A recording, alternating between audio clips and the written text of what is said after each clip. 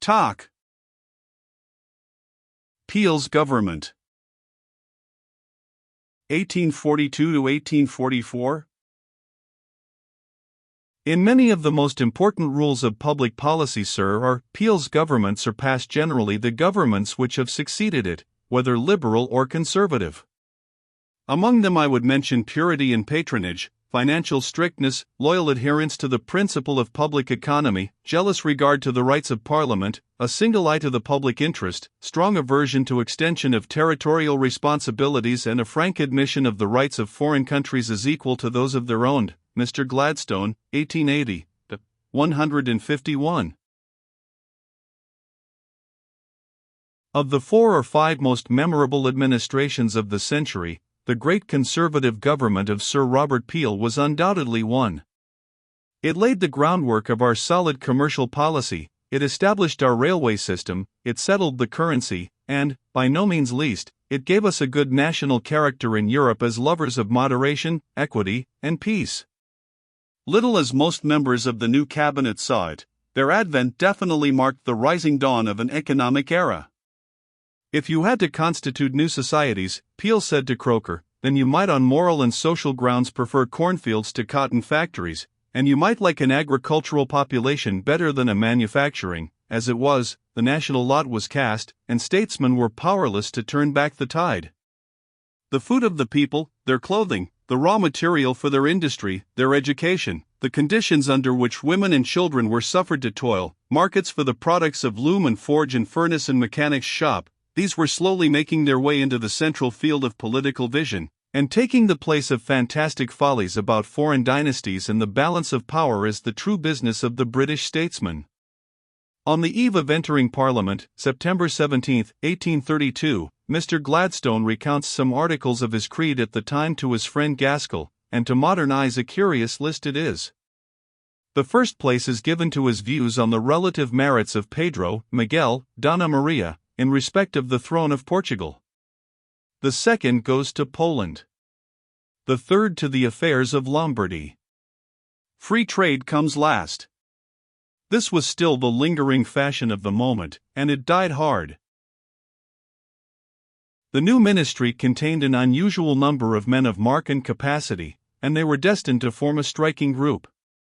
At their head was a statesman whose fame grows more impressive with time, not the author or inspirer of large creative ideas, but with what is at any rate next best, a mind open and accessible to those ideas, and endowed with such gifts of skill, vigilance, caution, and courage as were needed for the government of a community rapidly passing into a new stage of its social growth. One day in February 1842, he sent for Mr. Gladstone on some occasion of business. Peel happened not to be well, and in the course of the conversation his doctor called. Sir James Graham, who had come in, said to his junior in Peel's absence with the physician, "The pressure upon him is immense. We never had a minister who was so truly a first minister as he is. He makes himself felt in every department, and is really cognizant of the affairs of each. Lord Grey could not master such an amount of business. Canning could not do it. Now he is an actual minister, and is indeed capax imperii." Next to Peel as parliamentary leaders stood Graham himself and Stanley. They had both of them sat in the cabinet of Lord Grey, and now found themselves the colleagues of the bitterest foes of Grey's administration. As we have seen, Mr. Gladstone pronounces Graham to have known more about economic subjects than all the rest of the government put together. Such things had hitherto been left to men below the first rank in the hierarchy of public office, like Huskisson. Pedro and Miguel held the field. End of his protectionist stage. Mr. Gladstone's own position is described in an autobiographic fragment of his last years. When I entered Parliament in 1832, the great controversy between protection or artificial restraint in free trade, of which Cobden was the leading figure, did not enter into the popular controversies of the day, and was still in the hands of the philosophers. My father was an active and effective local politician, and the protectionism which I inherited from him and from all my youthful associations was qualified by a thorough acceptance of the important preliminary measures of Mr. Huskisson, of whom he was the first among the local supporters. Moreover, for the first 6 years or so of my parliamentary life, free trade was in no way a party question, and it only became strictly such in 1841 and somewhat before, the general election, when the Whig government, in extremis, proposed a fixed duty upon corn. My mind was in regard to it a sheet of white paper, but I accepted the established conditions in the lump, and could hardly do otherwise. In 1833 only, the question was debated in the House of Commons, and the speech of the mover against the Corn Laws made me uncomfortable. But the reply of Sir James Graham restored my peace of mind. I followed the others with a languid interest. Yet I remember being struck with the essential unsoundness of the argument of Mr. Villiers. It was this: under the present corn law our trade, on which we depend, is doomed, for our manufacturers cannot possibly contend with the manufacturers of the continent if they have to pay wages regulated by the protection price of food, while their rivals pay according to the natural or free trade price. The answer was obvious. Thank you. We quite understand you. Your object is to get down the wages of your workpeople. It was Cobden who really set the argument on its legs, and it is futile to compare any other man with him as the father of our system of free trade. I had in 1840 to dabble in this question, and on the wrong side of it, 152. The matter passed from my mind, full of churches and church matters, in which I was now gradually acquiring knowledge.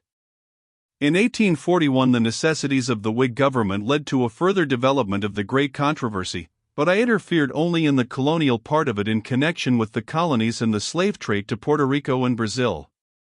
We West Indians were now great philanthropists.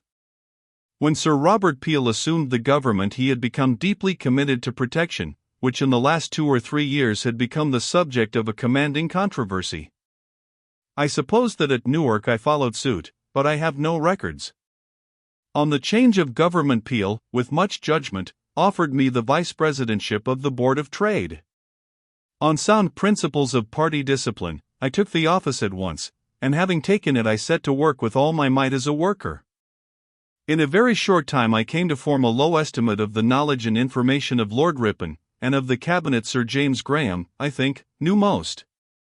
And now the stones of which my protectionism was built up began to get uncomfortably loose.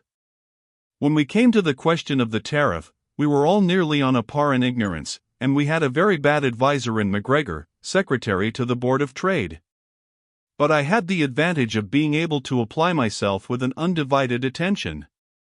My assumption of office at the Board of Trade was followed by hard, steady, and honest work, and every day so spent beat like a battering ram on the unsure fabric of my official protectionism. By the end of the year I was far gone in the opposite sense. I had to speak much on these questions in the session of 1842, but it was always done with great moderation. 2. Peel's slow conversion. The case on the accession of the new ministers was difficult. Peel himself has drawn the picture. By incompetent finance, by reckless colonial expenditure, by solving political difficulties through gifts or promises of cash from the British Treasury, by war and foreign relations hovering on the verge of war and necessitating extended preparations, the Whigs had brought the national resources into an embarrassment that was extreme. The accumulated deficits of 5 years had become a heavy incubus, and the deficit of 1842-3 was likely to be not less than 2.5 millions more. Commerce and manufactures were languishing. Distress was terrible. Poor rates were mounting, and grants in aid would extend impoverishment from the factory districts to the rural. Judge then, said Peel, whether we can with safety retrograde in manufactures. 153. So grave a crisis could only be met by daring remedies. With the highest courage, moral courage no less than political, Peel resolved to ask Parliament to let him raise 4 or 5 millions a year by income tax, in order to lower the duties on the great articles of consumption, and by reforming the tariff both to relieve trade, and to stimulate and replenish the reciprocal flow of export and import. That he at this time, or perhaps in truth at any time, had acquired complete mastery of those deeper principles and wider aspects of free trade of which Adam Smith had been the great exponent, principles afterwards enforced by the genius of Cobden with such admirable skill, persistency, and patriotic spirit, there was nothing to show. Such a scheme had no originality in it. Huskisson, and men of less conspicuous name, had 10 years earlier urged the necessity of a new general system of taxation, based upon remission of duty on raw materials and on articles of consumption, and upon the imposition of an income tax. The famous report of the Committee on Import Duties of 1840, often rightly called the Charter of Free Trade, and of which Peel, not much to his credit, had at this moment not read a word, 154, laid the foundations of the great policy of tariff reform with which the names of Peel and Gladstone are associated in history. The policy advocated in 1830 in the admirable treatise of Sir Henry Parnell is exactly the policy of Peel in 1842, as he acknowledged. After all, it is an idle quarrel between the closet strategist and the victorious commander, between the man who first discerns some great truth of government, and the man who gets the thing, or even a part of the thing, actually done. Peel's government. Mr. Gladstone has left on record some particulars of his own share as subordinate minister not in the cabinet, in this first invasion upon the old Tory Corn Law of 1827. Peel from the beginning appreciated the powers of his keen and zealous lieutenant, and even in the autumn of 1841 he had taken him into confidential counsel, 155, besides a letter of observations on the general scheme of commercial freedom. Mr. Gladstone prepared for the Prime Minister a special paper on the Corn Laws. The ordinary business of the department soon fell into my hands to transact with the secretaries, one of them MacGregor, a loose-minded free trader, and the other Lefebvre, a clear and scientific one. In that autumn I became possessed with the desire to relax the Corn Law, which formed, I believe, the chief subject of my meditations. Hence followed an important consequence. Very slow in acquiring relative and secondary knowledge and honestly absorbed in my work, I simply thought on and on as to what was right and fair under the circumstances. In January 1842, as the session approached, they came to close quarters. The details of all the mysteries of protectionist iniquity we may well spare ourselves. Peel, feeling the pulse of his agricultural folk, thought it would never do to give them less than a 10-shilling duty, when the price of wheat was at 62 shillings the quarter, while Mr. Gladstone thought a 12-shilling duty at a price of 60 far too low a relief to the consumer. His eyes were beginning to be opened. February 2nd, I placed in Sir Peel's hands a long paper on the Corn Law in the month of November, which, on wishing to refer to it, he could not find, and he requested me to write out afresh my argument upon the value of arrest or dead level, and the part of the scale of price at which it should arrive. This I did. On Monday I wrote another paper arguing for arrest between 60 and 70 or thereabouts, and yesterday a third intended to show that the present law has been in practice fully equivalent to a prohibition up to 70 / Lord Ripon then told me the Cabinet had adopted Peel's scale as it originally stood and seemed to doubt whether any alteration could be made. On his announcing the adoption, I said in a marked manner, I am very sorry for it, believing that it would be virtual prohibition up to 65 or 66 and often beyond, to the minimum, and not being able, in spite of all the good which the government is about to do with respect to commerce, to make up my mind to support such a protection. I see, from conversations with them today, that Lord Ripon, Peel, and Graham are all aware the protection is greater than is necessary. Mr. Gladstone's rapid advance. This mood soon carried the Vice President terribly far. On February 5 he met most of the members of the Cabinet at Peel's house. He argued his point that the scale would operate as virtual protection up to 70 shillings, and in a private interview with Peel afterwards hinted at retirement. Peel declared himself so taken by surprise that he hardly knew what to say. He was thunderstruck, and he told his young colleague that the retirement of a person holding his office, on this question, immediately before his introducing it, would endanger the existence of the administration, and that he much doubted whether in such a case he could bring it on. I fear Peel was much annoyed and displeased, for he would not give me a word of help or of favorable supposition as to my own motives and belief. He used nothing like an angry or unkind word, but the negative character of the conversation had a chilling effect on my mind. I came home sick at heart in the evening and told all to Catherine, my lips being to everyone else, as I said to Sir Peel, absolutely sealed. He might have gained me more easily, I think, Mr. Gladstone wrote years afterwards, by a more open and supple method of expostulation. But he was not skillful, I think, in the management of personal or sectional dilemmas, as he showed later on with respect to two important questions, the Factory Acts and the crisis on the sugar duties in 1844. This sharp and unnecessary corner safely turned, Mr. Gladstone learned the lesson how to admire a great master overcoming a legislator's difficulties. I have been much struck, he wrote, February 26, throughout the private discussions connected with the new project of a corn law, by the tenacity with which Sir Robert Peel, firstly by adhering in every point to the old arrangements where it seemed at all possible, and since the announcement of the plan to Parliament, by steadily resisting changes in any part of the resolutions, has narrowed the ground and reduced in number the points of attack, and thus made his measure practicable in the face of popular excitement and a strong opposition. Until we were actually in the midst of the struggle, I did not appreciate the extraordinary sagacity of his parliamentary instinct in this particular. He said yesterday to Lord Ripon and to me, among ourselves, in this room, I have no hesitation in saying, that if I had not had to look to other than abstract considerations, I would have proposed a lower protection. But it would have done no good to push the matter so far as to drive Knatchbull out of the cabinet after the Duke of Buckingham, nor could I hope to pass a measure with greater reductions through the House of Lords. When Lord John Russell proposed an amendment substituting an 8-shilling duty for a sliding scale, Peel asked Mr. Gladstone to reply to him. This I did, February 14, 1842, he says, and with my whole heart, for I did not yet fully understand the vicious operation of the sliding scale on the corn trade, and it is hard to see how an 8-shilling duty could even then have been maintained. 3. The new policy.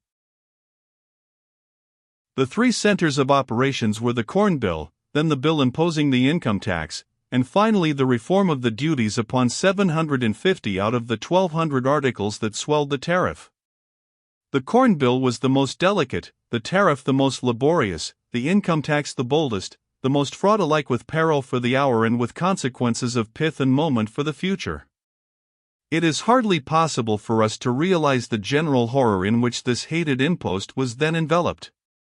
The fact of Brougham procuring the destruction of all the public books and papers in which its odious accounts were recorded, only illustrates the intensity of the common sentiment against the dire hydra evoked by Mr. Pitt for the destruction of the regicide power of France, and sent back again to its gruesome limbo after the ruin of Napoleon. From 1842 until 1870 for the question of the income tax was the vexing enigma of public finance. It was upon Mr. Gladstone that the burden of the immense achievement of the new tariff fell, and the toil was huge. He used afterwards to say that he had been concerned in 4 revisions of the tariff, in 1842, 1845, 1853, and 1860, and that the first of them cost 6 times as much trouble as the other 3 put together. He spoke 129 times during the session. He had only once sat on a committee of trade, and had only once spoken on a purely trade question during the 9 years of his parliamentary life. All his habits of thought and action had been cast in a different mold. It is ordinarily assumed that he was a born financier, endowed besides with a gift of idealism and the fine training of a scholar. As matter of fact, it was the other way. He was a man of high practical and moral imagination, with an understanding made accurate by strength of grasp and incomparable power of rapid and concentrated apprehension, yoked to finance only by force of circumstance, a man who would have made a shining and effective figure in whatever path of great public affairs, whether ecclesiastical or secular, duty might have called for his exertions. It is curious that the first measure of commercial policy in this session should have been a measure of protection in the shape of a bill introduced by the Board of Trade, imposing a duty on corn, wheat, and flour brought from the United States into Canada, 156, but this was only a detail, though a singular one, in a policy that was in fact a continuance of the relaxation of the commercial system of the colonies which had been begun in 1822 and 1825 by Robinson and Huskisson. In his present employment, Mr. Gladstone was called upon to handle a mass of questions that were both of extreme complexity in themselves, and also involved collision with trade interests always easily alarmed, irritated, and even exasperated. With merchants and manufacturers, importers and exporters, brokers and bankers, with all the serried hosts of British trade, with the laws and circumstances of international commerce, he was every day brought into close, detailed, and responsible contact. Whether the duty on straw bonnets should go by weight or by number, what was the difference between boot fronts at 6 shillings per dozen pairs and of 15%?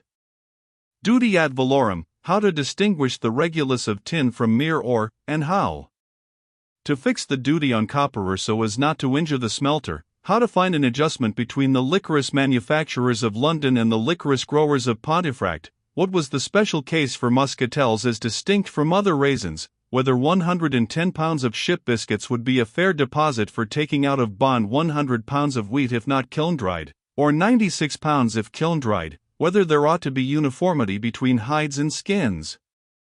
He applies to Cornwall Lewis, then a poor law commissioner, not on the astronomy of the ancients or the truth of early Roman history, but to find out for a certain series of years past the contract price of meat in workhouses. He listens to the grievances of the lath renders, of the coopers who complain that casks will come in too cheap, of the coal whippers, and the framework knitters, and he examines the hard predicament of the sawyers, who hold government answerable both for the fatal competition of machinery and the displacement of wood by iron. These deputations, he says, were invaluable to me, for by constant close questioning I learned the nature of their trades, and armed with this admission to their interior, made careful notes and became able to defend and debate the propositions of the tariff and to show that the respective businesses would be carried on and not ruined as they said. I have ever since said that deputations are most admirable aids for the transaction of public business, provided the receiver of them is allowed to fix the occasion and the stage at which they appear. Peel to John Gladstone. Among the deputations of this period, Mr. Gladstone always recalled one from Lancashire, as the occasion on which he first saw Mr. Bright.